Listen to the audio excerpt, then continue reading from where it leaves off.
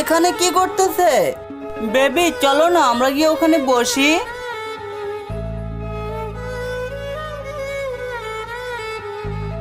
তুমি এখানে ওয়েটারের চাকরি করো?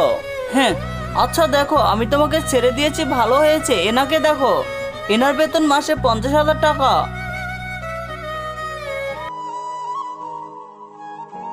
যাও এগুলো সব নিয়ে আসো।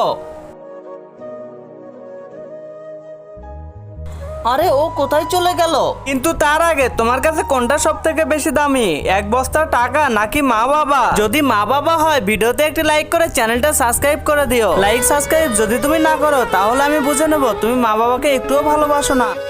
ম্যাডাম উনি হচ্ছে এই ক্যাফের ওনার, আর হচ্ছে উনি সাধারণ মানুষের মতোই চলাফেরা করে। ম্যাডাম আমরা যখন কাজ করি উনিও আমাদের সাথে মাঝে মাঝে এসে কাজ করে। উনি সাধারণ মানুষের মতোই চলাফেরা করে, কিন্তু ওনার মান্থলি বেতন 20 লাখ টাকা।